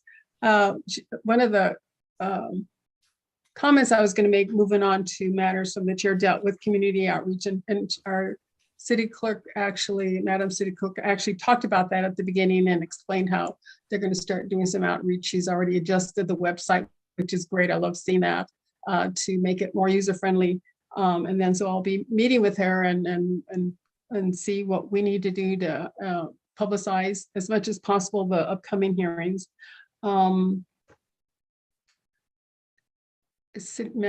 City Clerk, is she? Well, perhaps Geraldine, could you, Geraldine, repeat for us the meeting locations for the hearings that I wrote it down in this pile here, and I'm trying to find the sheet that I wrote it. Okay, so could you Madam repeat Chair, those? we have the first meeting, May 14th via Zoom. May 10th.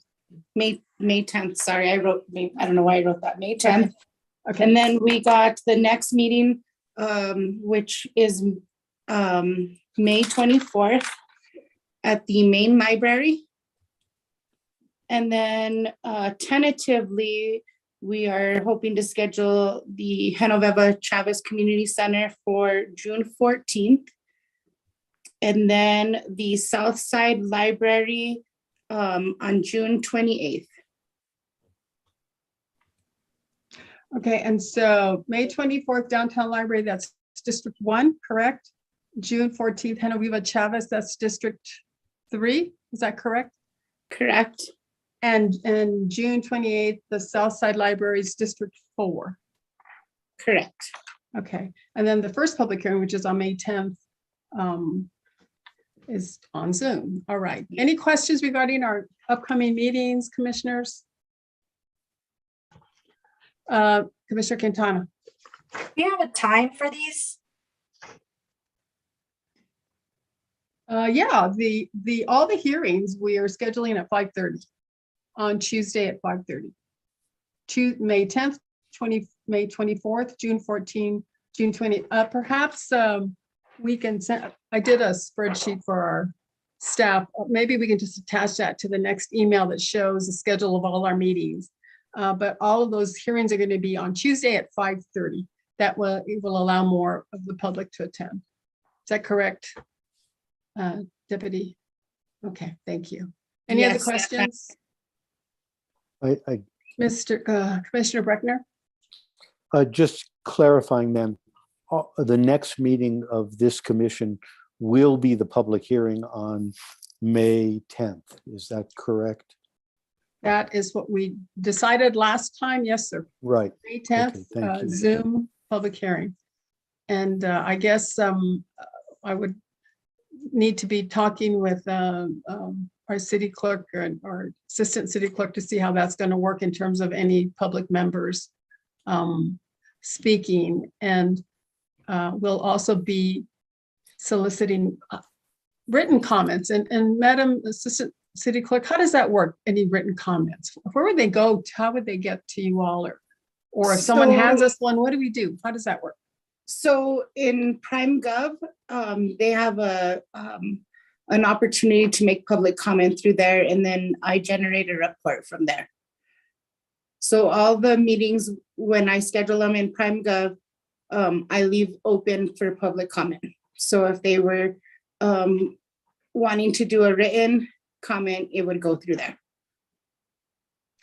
And then during the meeting, we see the written comment, or you read it to us? How does that work?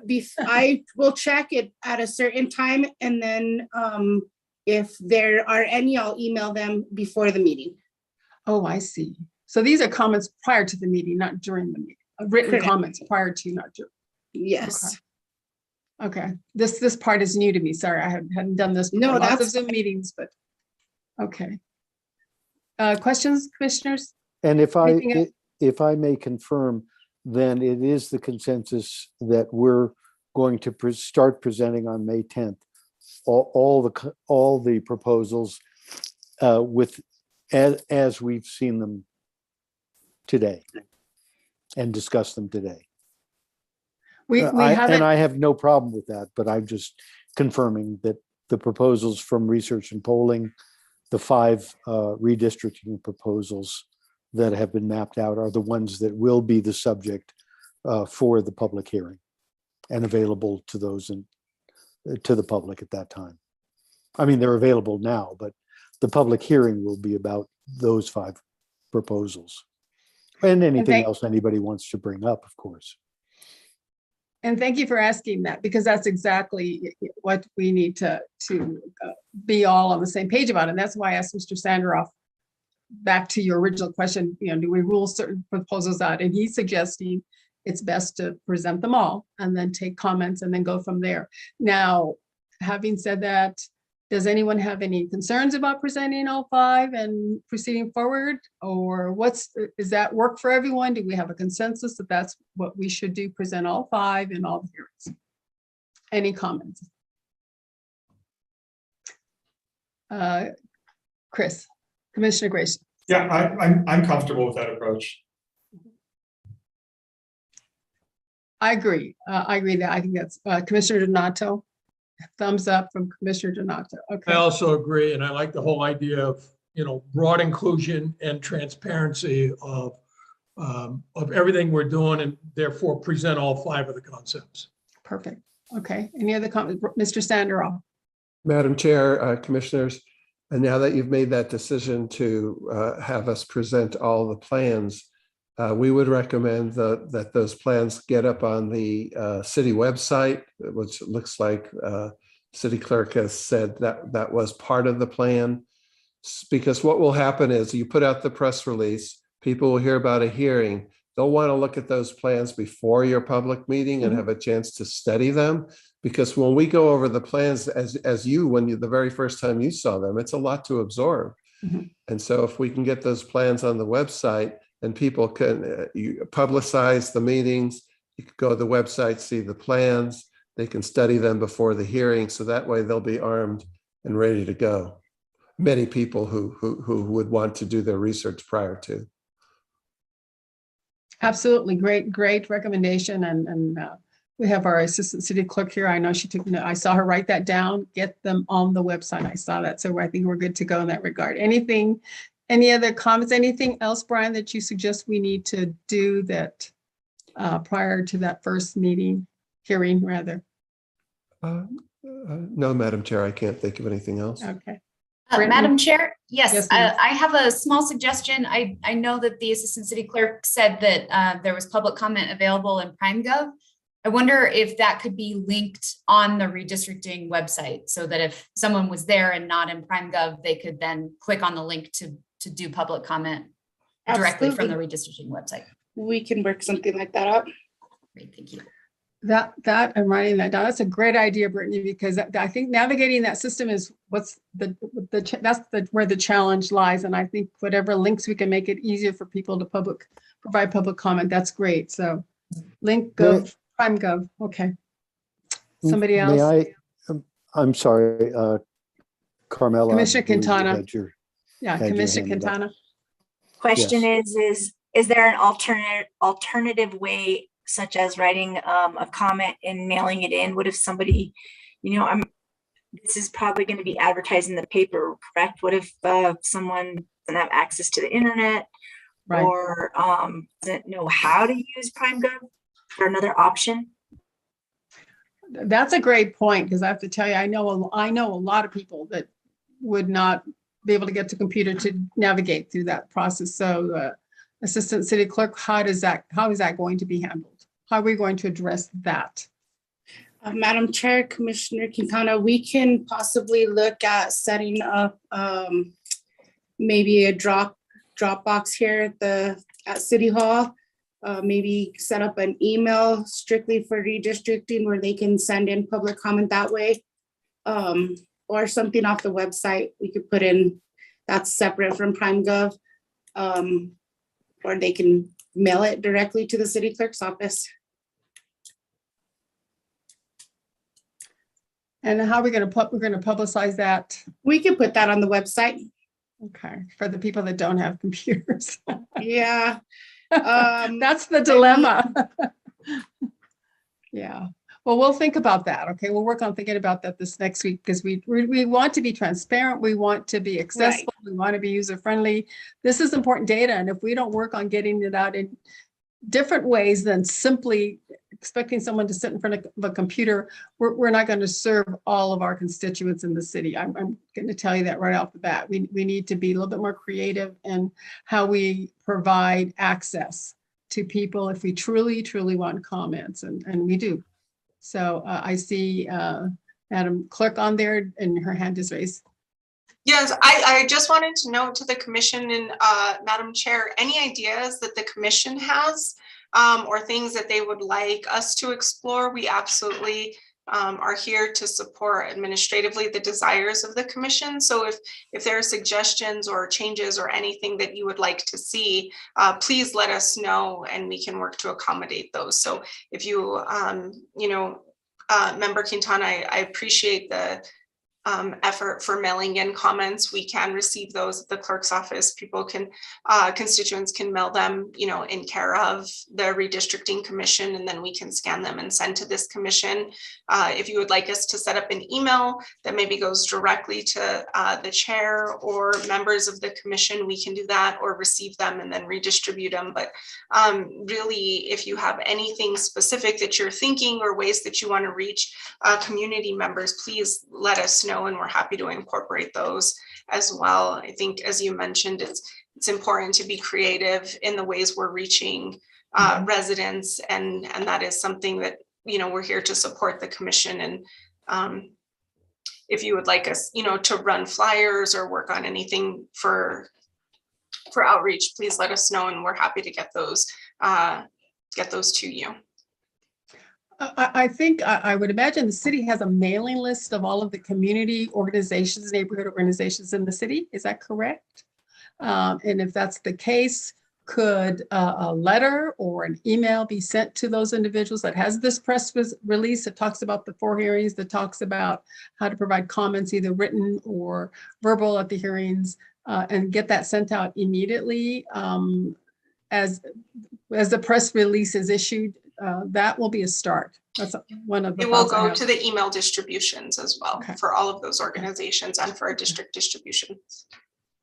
So I will get with you, Madam City Clerk, and after we adjourn in the next couple of days to fine tune how we're going to do that. And then that way, maybe we can send an email out to the commissioners, letting them know this is what we've done in the first 5 days before the next hearing, so that any attempts that we're making to get the information out there, you will all be aware of, and then we can move together from there.